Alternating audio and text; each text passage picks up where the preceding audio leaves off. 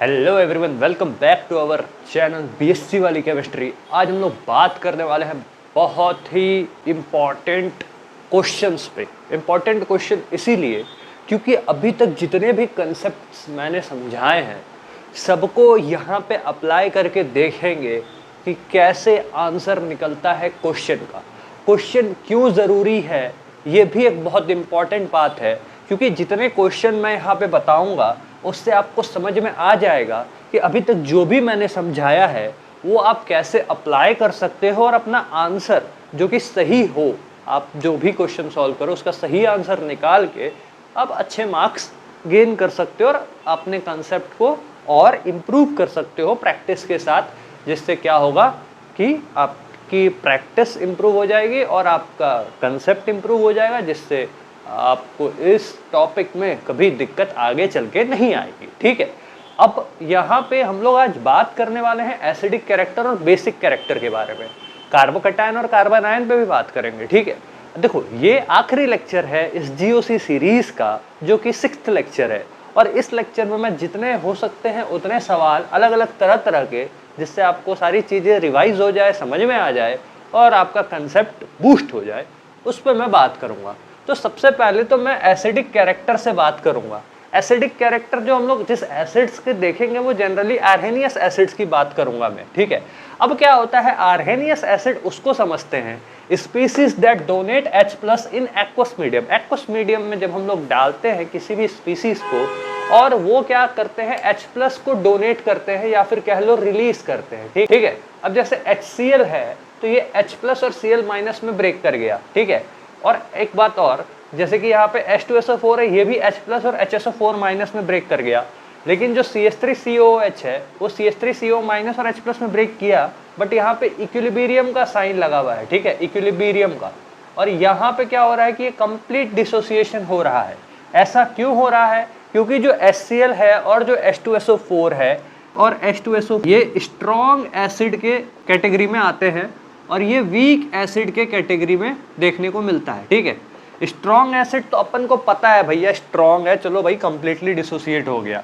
To be honest completely तो नहीं, but हाँ 99% तो डिसोसिएट कर ही जाता है, जिस वजह से हम लोग इसे स्ट्रॉन्ग एसिड के कैटेगरी में लेते हैं। ठीक है, अब बात रही वीक एसिड के केस में, तो वीक एसिड अभी हम लोग देखेंगे एग्जाम्पल, कैसे हम लोग पता चलेगा कि स्ट्रॉन्ग है कितना वीक है, इसके बारे में भी हम डिस्कशन करने वाले हैं। ठीक है, अब यहाँ पे देखो मैंने लिखा है pH = -log H+। अब देखो यहाँ दो बात लिखी, स्ट्रॉन्ग एसिड और वीक एसिड। pH के बेसिस पे भी अपने को पता चल जाता है, जिसका pH लो हो 0 से 7 के बीच में जो आते हैं वो जनरली एसिडिक होते हैं, और जो कि मतलब मान लो कि 0, 1, 2, 3 इस रेंज में आते हैं वो हाईली एसिडिक होते हैं। ठीक है, उसी तरह 7 न्यूट्रल है, 7 के बाद जो होता है बेसिक होता है। जैसे जैसे ये बढ़ता है बेसिक कैरेक्टर बढ़ता है, जैसे जैसे ये घटता है वैसे वैसे एसिडिक कैरेक्टर बढ़ता है। ये तो चीज़ें पता होंगी, इवन ये भी चीज़ें आप लोगों को पता होंगी, ये तो मैं बस फ्लो में लाने की कोशिश कर रहा हूँ।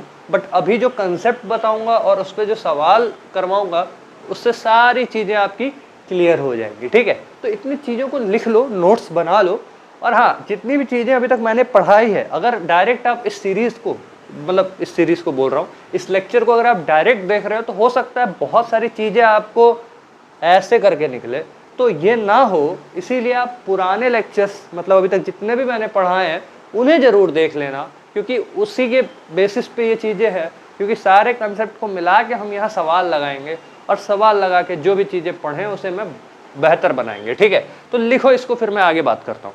जब आप इस एग्जाम्पल को देखोगे, मैंने CH3COH का एग्जाम्पल लिया है और यहाँ पे मैंने Ka की बात की। Ka डिसोसिएशन कांस्टेंट है, और डिसोसिएशन कांस्टेंट अगर ध्यान से देखो तो भैया वो H+ के कंसंट्रेशन पे डिपेंड कर रहा है। तो जितना ज़्यादा H+ का कंसंट्रेशन होगा उतना ज़्यादा डिसोसिएशन कांस्टेंट होगा, Ka की वैल्यू होगी, और उतना अच्छा वो स्ट्रॉन्ग एसिड की कैटेगरी में आएगा। ठीक है, मतलब उतना अच्छा वो एसिडिक बिहेवियर उसका रहेगा। ठीक है, अभी क्वेश्चन लगाएंगे तो समझ में आ जाएगा। ठीक है, बट ये मैं नहीं कह रहा कि अगर हाँ भाई अगर मैं कहूँ H2SO4 है और CH3COH है तो कौन होगा भैया, यही होगा। ठीक है, ये एक अलग बात हो गई, बट मैं अगर कंपैरिजन वाले एग्जांपल में बात करने की बात कर रहा हूँ। ठीक है, तो अगर मैं कह रहा हूँ CH3COH है तो ये इसमें ब्रेक किया और इस पे डिपेंड करता है। ठीक है, अब है जैसे कि H+ के कंसंट्रेशन पे, तो जिसकी जितनी ज़्यादा Ka की वैल्यू होगी उतनी अच्छा वो एसिडिक कैरेक्टर शो करेगा। तो जैसे A की वैल्यू यहाँ पे है 5.9 इंटू 10⁻⁻4 और B की वैल्यू है 4.9 इंटू 10⁻⁻4। ठीक है, तो A और B में अगर हम कंपैरिजन करें, A और B में अगर हम कंपैरिजन करें तो भैया A का K मोर देन Kb, तो भैया इसका एसिडिक नेचर A का उतना अच्छा है B से, क्योंकि Ka के वैल्यू पे। बट एग्जाम में हर जगह हमको Ka की वैल्यू तो देखने को मिलेगी नहीं, तो उस केस में हम लोग कैसे सवाल देखेंगे तो वो मैं भी बताऊंगा। ठीक है, एक चीज और इम्पॉर्टेंट याद रखना, जिनका Ka ज्यादा होता है उनका pKa कम होता है। ठीक है, जिनका Ka ज्यादा होता है उनका pKa कम होता है। और स्ट्रेंथ ऑफ एसिड जो रहता है, strength of acid directly proportional है Ka के और इनवर्सली प्रोपोर्शनल है pKa के। ठीक है, कुछ बातों को ध्यान में रखना चाहिए, उसमें से ये एक बात है जिसे आपको ध्यान में रखना है। ठीक है, लिखो, फिर मैं अब आपको समझाऊंगा कि क्या मतलब Ka अगर दिया हुआ है तो ठीक है, बट अगर Ka नहीं दिया है तो कैसे करेंगे, देख के कैसे समझ में आएगा कि कौन कितना एसिडिक है कौन कितना है। जो इफेक्ट्स बताया है उसके बेसिस पे कैसे सवाल लगेंगे। ठीक है, इंडक्टिव हो गया, रेजोनेंस हो गया, मेसोमेरिक वगैरह वगैरह, वो सब चीज़ें कैसे कैसे क्या क्या लगेंगी, अभी हम उसके फील को समझेंगे, उसके कंसेप्ट को समझेंगे, रिवाइज करेंगे, फिर हम सवाल लगा के समझेंगे। तो हर तरह से समझेंगे, जितने तरह से समझ सकते हैं, बट समझेंगे ज़रूर, और ऐसा समझेंगे कि कभी भूलेंगे नहीं। ठीक है, याद रखना ये बात। और एक और बात कहना चाहूँगा, अगर सही से समझ में आ रहा है और समझ में आ रहा है सही से, और अगर मेरे एफर्ट्स और मेरी चीज़ें आपको अच्छी लग रही हैं, तो कृपया करके इस चैनल को ज़्यादा से ज़्यादा शेयर करें और ज़्यादा से ज़्यादा मतलब अपने दोस्तों को कहें कि हाँ भाई सब्सक्राइब करो। और पूरे दिल्ली यूनिवर्सिटी में जितने भी बच्चे हैं जो केमिस्ट्री को टारगेट कर रहे हैं, केमिस्ट्री पढ़ रहे हैं, चाहे वो प्रोग्राम के हो, ऑनर्स के हो, सब तक ये वीडियो पहुंचाएं और चैनल को बोलें कि ज़्यादा से ज़्यादा हर जगह, दिल्ली यूनिवर्सिटी को सिर्फ एक बाउंड्री नहीं बनाना चाहता मैं, अदर यूनिवर्सिटीज़, स्टेट यूनिवर्सिटीज़, मतलब जितने भी बच्चे हैं सब तक ये वीडियो पहुंचाई जाए और सबको कहा जाए कि सब्सक्राइब करो। क्योंकि यहाँ पे आपको कोई चीज़ें, यहाँ पे मतलब वैसा नहीं है कि मैं आपसे पैसे ले रहा हूँ या कुछ वैसा सा सीन है। सारी चीज़ें मैं कोशिश कर रहा हूँ कि अच्छे से अच्छे तरीके में आप तक पहुँच जाए और आपका काम बन जाए। ठीक है, हाँ, थोड़ा स्लो पेस पे चीज़ें चल रही हैं, सारी चीज़ें हैं, क्योंकि जितना अच्छा रिस्पॉन्स उतना तगड़ा मेरा पेस। ठीक है, हर वीडियो के रिस्पॉन्स को अगर देखा जाए तो हर वीडियो का रिस्पॉन्स प्लस था। जैसे 100 वीडियोस पार होती थी, मतलब 100 व्यूज़ पार होते थे, मैं 100 को एक एवरेज उस समय मान के चल रहा था, तो मैं अगले वीडियो डालता था। इस बार मैं बहुत समय से वेट कर रहा हूँ कि हाँ भाई जो आखिरी वीडियो डाला उसमें 100 पार कर जाए, बट मैं भी नहीं किया। किस कारण से नहीं किया मुझे नहीं पता, आप ही लोग बता सकते हो, या तो समझाया सही से नहीं, या कुछ वैसे तरीके से, या हो सकता है आप लोगों को आता इसलिए आप लोगों ने नहीं देखा हो। बट अगर हाँ समझ में आ रहा है, चीज़ें सही है, तो कृपया करके जो मैंने अभी बोला वो आप करिए। ठीक है, और इसको लिखिए, फिर हम आगे बात करते हैं। जैसे मैंने यहाँ पे 2 एग्जाम्पल लिया है, मतलब एक क्वेश्चन है, इसमें 2 ऑप्शन है। ठीक है, एक है CH3COH, एक है CF3COH। देखो, अभी मैंने बताया कि एसिडिक अपने को देखना है कि कौन है, तो मैंने क्या कहा कि H+ का कंसंट्रेशन, ठीक है, जितना ज़्यादा H+ का कंसंट्रेशन होगा उतना ज़्यादा वो एसिडिक होगा। ठीक है, बट यहाँ H+ का कंसंट्रेशन कैसे देखेंगे, यहाँ तो ना कोई वैल्यू है नहीं है, क्या करेंगे। देखो, एकदम बेसिक से बता रहा हूँ, ऐसा सवाल आए तो एसिड क्या करता है, अपने को पता है H+ देता है। तो इन दोनों में से ऑप्शन और बी में H+ का रिलीज कौन अच्छे तरीके से या कौन अच्छे से H+ देगा। ठीक है, यहाँ से H+ हटाए, माइनस आया, तो जब भी, ठीक है, तो एसिड की बात हो रही है तो उसके हम लोग कंजुगेट बेस की स्टेबिलिटी को देखेंगे। ठीक है, ये H+ हटाने के बाद जो ये बना, ये इसका कंजुगेट बेस हो गया, एक तरह से एसिड का कंजुगेट बेस होता है, तो अब इस कंजुगेट बेस की स्टेबिलिटी देख लेंगे। भाई साहब, ये कैसा है और ये कैसा है, भाई ये इलेक्ट्रॉन विड्रॉइंग नेचर का है और ये इलेक्ट्रॉन डोनेटिंग नेचर का है, Eg EWG। ठीक है, अब ये इलेक्ट्रॉन विड्रॉइंग ग्रुप है तो ये इलेक्ट्रॉन को विड्रॉ करेगा, तो ये ज़्यादा मतलब स्टेबल होगा, तो ये ज़्यादा स्टेबल होगा एज कम्पेयर टू दिस। तो B ज़्यादा एसिडिक है एज कम्पेयर टू A, क्योंकि ये स्टेबल होगा तो जल्दी H+ रिलीज करेगा, अच्छे से H+ रिलीज करेगा as compared to A। Clear हो गया ये सवाल। और इसको ऐसे भी समझ सकते हो भैया, यहाँ F3 है, माइनस आई इफेक्ट देखो ना दोनों में लगेगा। ये तो प्लस आई नेचर है, मिथाइल ग्रुप है, ये माइनस आई है, तो माइनस आई भैया इलेक्ट्रॉन विड्रॉइंग ग्रुप है, इलेक्ट्रॉन विड्रॉ करते हैं। माइनस आई का ऑर्डर भी मैंने बताया था, ठीक है। तो उस हिसाब से देखो, तो यहाँ तो फ्लोरीन है ना, तो FCl होता था ना, फादर कलेक्टर बेटा इंस्पेक्टर, तो वो चीज़ें तुम यहाँ से समझ सकते हो। तो बी अच्छा है ए से, ठीक है। ये क्वेश्चन लिखो, अब फिर मैं अगला क्वेश्चन आऊँगा जिसमें मैं और कुछ नया ऐड ऑन करूँगा, ठीक है। लिखो इसे। अब जितने भी लोग ये वीडियो देख रहे हैं, अगर वो हमारी पिछली वीडियो देखे हो तो ये क्वेश्चन उनके लिए आसान होगा सॉल्व करना, ठीक है, क्योंकि ये उसी कंसेप्ट पे है ये क्वेश्चन, कौन कितना अच्छा एसिडिक है, ठीक है। ये मुझे ऑर्डर अरेंज करके आपको बताना है, ठीक है। पहले आप लोग खुद से सॉल्व करो, फिर मैं इसे सॉल्व करूँगा। अब ये होगा, ठीक है, क्योंकि सारी चीज़ें मैंने बता दी है ऑलरेडी, बस आपको अप्लाई करना है तरीके से। अगर तरीके से अप्लाई करोगे तो आंसर सही आएगा, तो ये आपके ऊपर है, करो सॉल्व। आई होप आप लोगों ने सॉल्व कर लिया होगा और ऑप्शन मतलब जो ऑर्डर है अरेंज करने का वो आपने कॉपी पे लिख लिया होगा जिसमें आप लोग नोट्स बना रहे हो, ठीक है। अब मैं इसको समझाता हूँ। देखो भाई, ये ग्रुप तो सब में सेम है, ठीक है। लगा कौन सा ग्रुप है, OCH। अब OCH3 है, ये भाई प्लस M है और ये माइनस, ठीक है, प्लस M माइनस I। और पता होना चाहिए M का इफेक्ट I से तो ज़्यादा होता है, ठीक है। बट द थिंग इज ये प्लस M है, मतलब एक तरह से प्लस M है, मतलब यहाँ पे ये डोनेटिंग नेचर की तरह एक्ट कर रहा है, और माइनस I में ये विड्रॉइंग नेचर की तरह एक्ट कर रहा है। इसका नेचर विड्रॉइंग है, वहाँ पे डोनेटिंग है, ठीक है। ये फ़र्क है, ठीक है, ये फ़र्क है। तो देखो प्लस M इसमें भी लग रहा है, M इसमें भी लग रहा है, बट प्लस M इसमें नहीं लगेगा। अब क्यों नहीं लगेगा ये मैं नहीं बताऊंगा, बस नहीं लगेगा, ठीक है।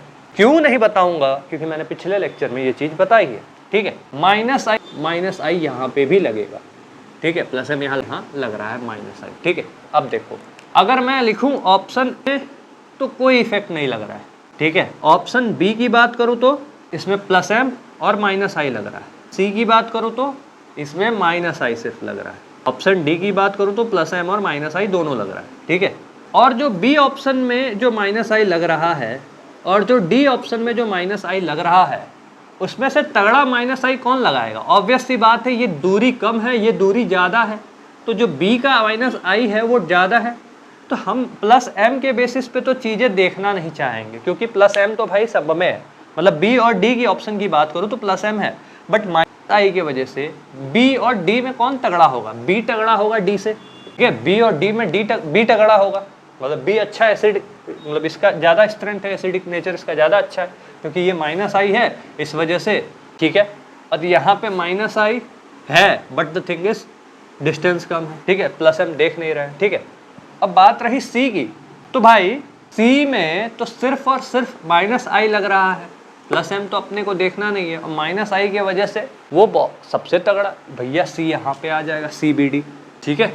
अब बात रही ए में, तो कुछ भी नहीं लग रहा, ना माइनस M ना मतलब ना प्लस M ना माइनस आई, ठीक है। बट ये माइनस आई तो इसमें लग रहा है, तो ये तो कुछ नहीं लग रहा ना, तो भाई यहाँ पे एक तरह से ऑर्डर हो जाएगा CABD,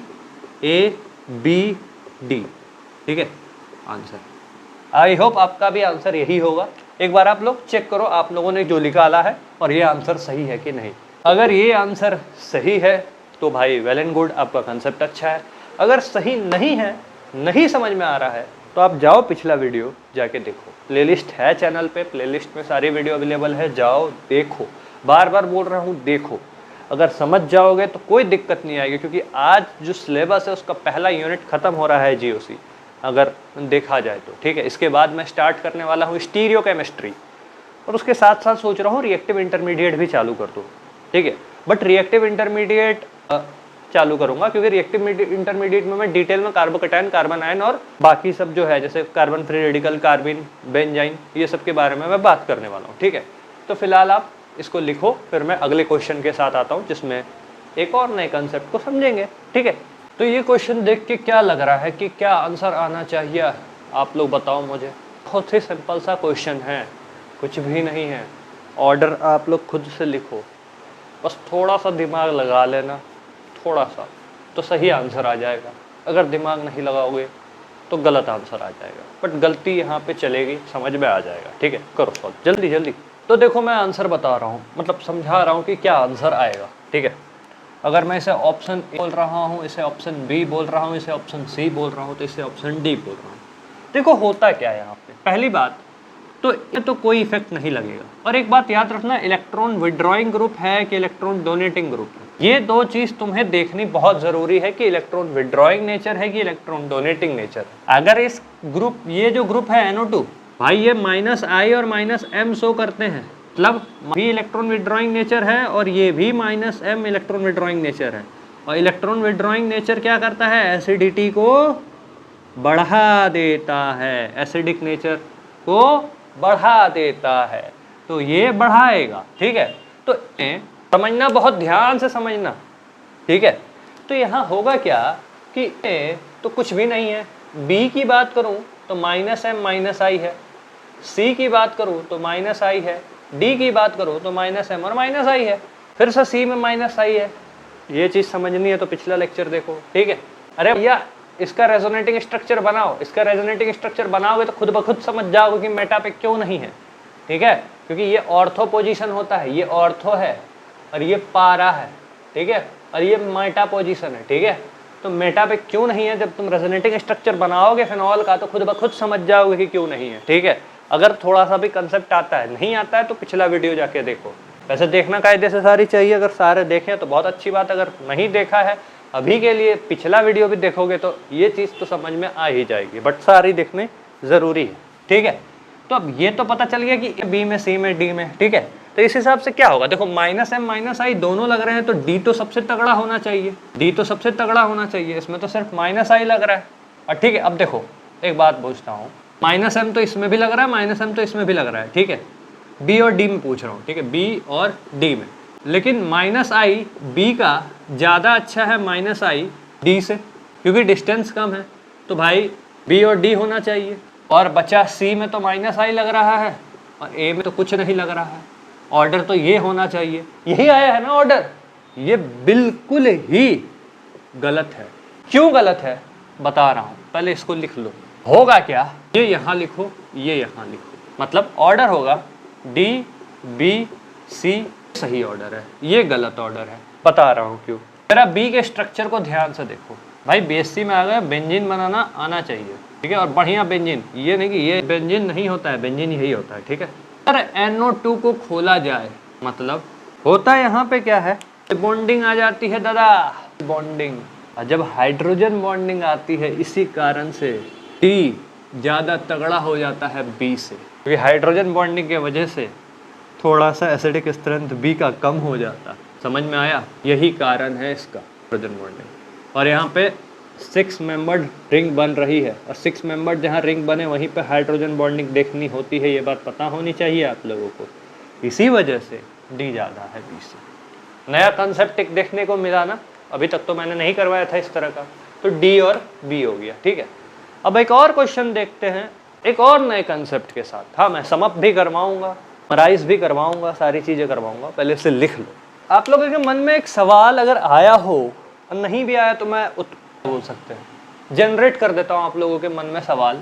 हाइड्रोजन बॉन्डिंग तो ये भी बन सकता था NH के बीच में, बट फिर OH में क्यों बना? इसका जवाब है ये, जब ये बनता है तो 6 मेंबर्ड रिंग है, जब ये बनता है तो 5 मेंबर्ड है। तो 6 मेंबर्ड रिंग में अगर हाइड्रोजन बॉन्ड बन रहा है तो वो सही है, 5 मेंबर्ड वाली चीज़ें हम लोग नहीं देखते। ठीक है, कुछ बातें जो मैं बताता हूँ उसे लिख लिया करो हाईलाइट करके, क्योंकि वो बहुत इंपॉर्टेंट होती है, कहीं ना कहीं आपको काम जरूर देगी अगर आप सही से सवाल लगा रहे हो तो। ठीक है, तो करो उसको। मैंने यहाँ पे 2 क्वेश्चन लिखे हैं और दोनों ही बहुत ही इंपॉर्टेंट है। अगर आप लोगों ने पहले 2 क्वेश्चन देखे होंगे तो मैंने यहाँ OH लिया था और यहाँ पे भी OH लिया था, उसके बेसिस पे समझाया था। ठीक है, अब मैंने यहाँ चेंज क्या किया, मैंने कार्बोक्सिलिक एसिड ले लिया है। ठीक है, OH के अलावा OH को रिप्लेस कर दिया COH से। ठीक है, तो भैया यहाँ पे मैंने लिखा BDC है, यहाँ पे मैंने 2 ऑप्शन दिए, इसमें से कौन सा करेक्ट होगा ये आप लोग बताओ, और ये भी करेक्ट है कि नहीं ये आप लोग बताओ। ठीक है, ये आप लोगों का काम है। आप लोगों को मैं दे रहा हूँ समय 2 मिनट। ठीक है, 2 मिनट बहुत है। बड़े जल्दी ध्यान से देखो भाई, ये -M देगा -I देगा, ये -M और ये -I देगा, -M -I दे रहा है, ये भी -M -I दे रहा है, बट यहाँ माइनस आई बी का तगड़ा है माइनस आई डी से, इस वजह से बी डी हो गया, और सी तो भाई माइनस आई की वजह से, और ए कुछ नहीं है इस वजह से। तो ये ऑप्शन हो गया करेक्ट। ओ सी एस थ्री है भाई, ये प्लस आई देगा, प्लस एम माइनस आई देगा, तो लेकिन जो माइनस आई बी का है वो तगड़ा होगा डी से, तो सीधी सी बात है ये जो बी ऑप्शन है, तो भाई सी में तो सिर्फ माइनस आई लग रहा है तो सी पहले आएगा, ठीक है। फिर ए में कुछ नहीं लग रहा इसलिए ए आ गया, बी में भाई देख रहे हो माइनस आई की वजह से बी डी से पहले आ गया, तो ये ऑप्शन तो बिल्कुल सही है। जो अभी तक कंसेप्ट पढ़ के आ रहा है उसके बेसिस पे ये आंसर है। बट फिर मैंने ये क्यों लिखा है? देखो भाई ये ऑप्शन गलत होता है और ये ऑप्शन सही होता है। एक इफेक्ट होता है जिसका नाम होता है ऑर्थो इफेक्ट। जब भैया बेंजोइक एसिड की बात होती है तब ये इफेक्ट अपन देखते हैं। ऑर्थो पे चाहे EWG हो चाहे EDG हो, कुछ भी हो, से इसे घंटा फर्क नहीं पड़ता। मार्क माय वर्ड, कोई भी फर्क नहीं पड़ता। ज्यादा हो ठीक है इसका एसिडिक कैरेक्टर, ठीक है, ये ऑर्थो इफेक्ट से हुआ है, ठीक है। इसे लिखो फिर मैं और अच्छे से समझाता हूँ। यहाँ पे जितने भी पॉइंट मैंने रेड पेन से लिखे, अगर आप लोगों के पास रेड पेन है तो आप लोग भी रेड पेन से लिखना, क्योंकि ये समरी है अभी तक जो भी बताया। इससे ज़्यादा मुझे नहीं लगता आप लोगों को मैं कुछ बताऊँ अभी इस लेवल पे। एक रिगिड सिस्टम भी होता है, मैं वो भी बता सकता हूँ, बट द थिंग इज वो मैं अभी नहीं बता रहा हूँ। मैं जब रिवीजन कराऊंगा या मिसलेनियस वीडियो जब आएगी GOC की उसमें बताऊंगा, उसमें भी टाइम है आने में, ठीक। एक और बात मैं क्लियर कर देता हूँ, आज GOC खत्म हो जाएगा, एसिडिटी खत्म हो गई है, इसका इसी से थोड़ा सा मिलता जुलता बेसिसिटी है, वो भी मैं अभी बता देता हूँ। 10-15-20 मिनट बेसिसिटी बताने में लगेंगे। बेसिसिटी खत्म हो जाएगा, एसिडिटी खत्म हो जाएगा। कार्बोकेटायन कार्बन आयन जब मैं रिएक्टिव इंटरमीडिएट पढ़ाना शुरू करूँगा तो वहाँ पे बता दूंगा, तो आप वहाँ पे से देख सकते हो, ठीक है। थोड़ा सा टाइम चाहिए, हाँ। तो इसके बाद मैं स्टार्ट कर दूंगा स्टीरियो केमिस्ट्री नेक्स्ट वीक से वीडियो आनी शुरू हो जाएगी होपफुली। और जो स्टीरियो केमिस्ट्री मैं वहाँ पे शुरू करूँगा, वहाँ पे बहुत डिटेल में स्टीरियो केमिस्ट्री समझेंगे, बहुत अच्छे से समझेंगे। थोड़ा सा स्टीरियो केमिस्ट्री की सीरीज़ लंबी चल सकती है एज़ कम्पेयर टू GOC, क्योंकि उसमें बहुत सारी चीज़ों को समझना होता है और बहुत ही मतलब तरह से भाई ये पता नहीं बहुत चीज़ें करनी पड़ेंगी मुझे, तो समझाना पड़ेगा, ठीक है। तो आप ये समझो कि अभी के लिए इलेक्ट्रॉन विड्रॉइंग ग्रुप है तो एसिडिटी बढ़ जाती है, इलेक्ट्रॉन डोनेटिंग ग्रुप है तो एसिडिटी घट जाती है, हाइड्रोजन बॉन्ड 6 मेंबर्ड रिंग है तो एसिडिटी घट जाती है, एरोमेटिक है रिंग तो मेटा पे इंडक्टिव लगता है, OP पे बोथ लगता है। OP मतलब ऑर्थोपारे पे दोनों इफेक्ट लगते हैं, but the thing is Meta मतलब मेसोमेरिक डोमिनेट करता है, इंडक्टिव पे जाहिर सी बात है। अगर एरोमेटिक कार्बोक्सिलिक एसिड है तो उसके ऑर्थो पे अगर इलेक्ट्रॉन विड्रॉइंग या डोनेटिंग कुछ भी लगे उससे कोई फर्क नहीं पड़ता। ये बोलेगा मुझे फर्क नहीं पड़ता, ठीक है। तो एरोमेटिक कार्बोक्सिलिक एसिड में ऑर्थो इफेक्ट लगता है, ये एक इफेक्ट है जो देखा गया है, इसीलिए आपको बताया गया है। और इस बताने से आप लोगों को क्या समझना है कि हाँ भाई नहीं लगता है, उसकी एसिडिटी ज़्यादा ही होगी, चाहे कोई भी ग्रुप हो, उसे कोई फर्क नहीं पड़ता है, मुझे कोई फर्क नहीं पड़ता है, वो वाली बात है, ठीक है। तो इसे लिख लो। अब मैं बेसिसिटी शुरू करने वाला हूँ, बहुत अच्छे से नोट्स बनाना, सारी चीज़ अच्छे से करना, और मैं इस वीडियो के रिस्पॉन्स पे ही डिसाइड करूँगा कि आगे ग्रुप क्रिएट करना है कि नहीं करना है, कितने लोग सीरियस है कितने लोग सीरियस नहीं है, उसी के बेसिस पे चीज़ें होंगी कि आपको कंटेंट प्रोवाइड करना है, नोट्स वगैरह, DPP मतलब क्वेश्चन सीट्स जिसमें आप प्रैक्टिस कर सको, वो डिपेंड करेगा इस वीडियो के रिस्पॉन्स पे। बहुत इंपॉर्टेंट बात मैं बोल रहा हूँ, इसीलिए बार बार बोल रहा हूँ, ठीक है। तो लिखो जल्दी से। तो बेसिसिटी क्या होता है? Species that can donate there lone pair electron या लोन पेयर ऑफ इलेक्ट्रॉन, मतलब वो स्पीसीज जो अपने लोन पेयर को डोनेट कर सकते हैं। जैसे भाई साहब नाइट्रोजन है NH2, यहाँ पे भी ये है, तो ये अपने लोन पेयर को कितना अच्छा डोनेट करेगा। इसको इस तरह से लिख दे, ठीक है, ये अपने लोन पेयर को कितना अच्छा डोनेट करेगा। अब जैसे इस केस में क्या है ना, इसका लोन पेयर कंजुगेशन में है, ठीक है, तो कंजुगेशन में होने के कारण ये डोनेट नहीं कर पाएगा। कंजुगेशन या कह लो रेजोनेंस में है तो ये उतना अच्छा डोनेट नहीं कर पाएगा, ठीक है। ये देखो इसमें इधर से प्लस M इफेक्ट मतलब ये प्लस I इफेक्ट लग रहा है कह लो, ठीक है, डोनेटिंग ग्रुप है यहाँ पे, तो ये पूरे इसके वजह से क्या हो रहा है, ये डोनेटिंग नेचर हो रहा है।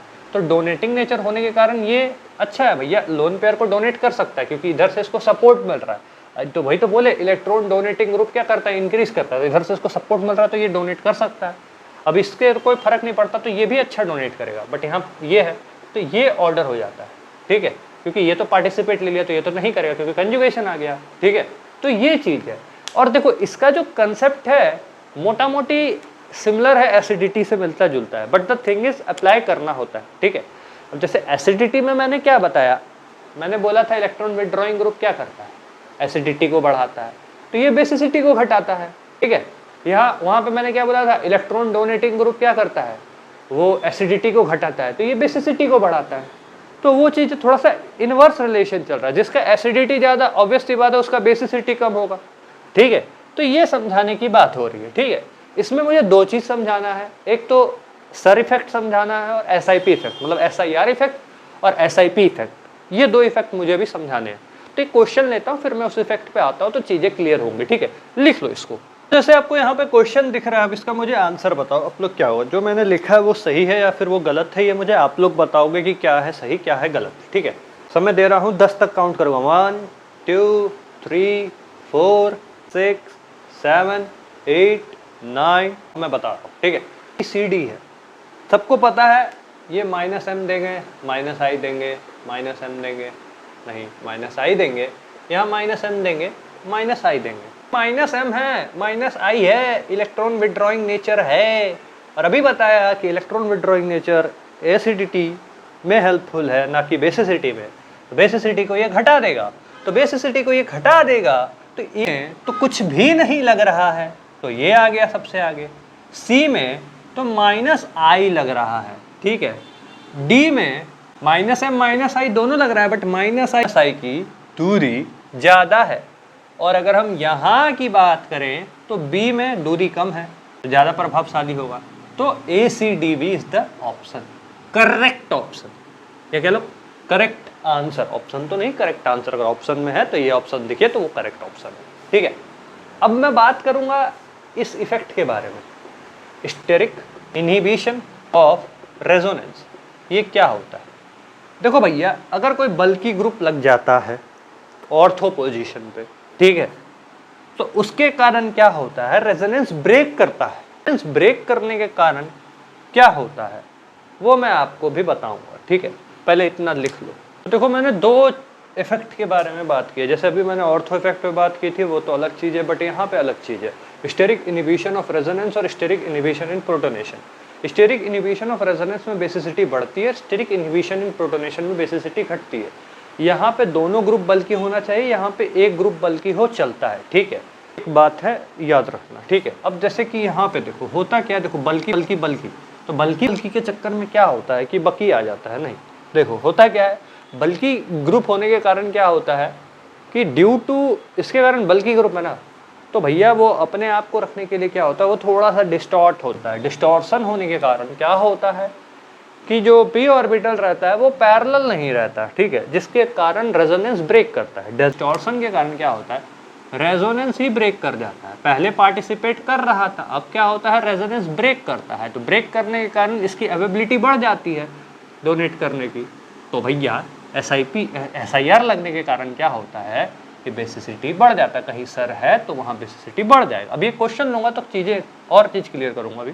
अब जैसे यहाँ NH2 है, अब बोलोगे CH3 है, ये भैया डोनेट कर देंगे, ये होगा तगड़ा, बट ये क्या है, बल्कि ग्रुप है। जैसे ही बल्कि ग्रुप लगेगा यहाँ पे बेसिसिटी घट जाएगा, तो ये होगा। -i से नहीं देखना, यहाँ पे SIP इफेक्ट लग जाता है, एक भी बल्कि ग्रुप रहे तो चलता है। अगर एक क्वेश्चन अभी मैं लूँगा तो एक और चीज़ क्लियर करूँगा, इतना लिखो पहले।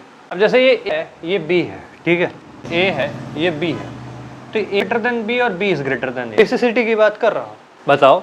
देखो सर इफेक्ट देखोगे तुम लोग, तो भैया बल्कि ग्रुप लग गए हैं, बल्कि ग्रुप लग गए हैं, क्या होगा। अब भैया सर इफेक्ट ना एक बार लगता है। देखो सर जी एक ही बार समझाते हैं, फिर आपका काम है कितना समझ के उसको इम्प्लीमेंट कर पाते हो। बार बार सर जी के रिक्वेस्ट करने पे समझाते हैं, बट यहाँ पे जो सर जी हैं वो एक ही बार आएंगे, सारी चीज़ें करके चल जाएंगे।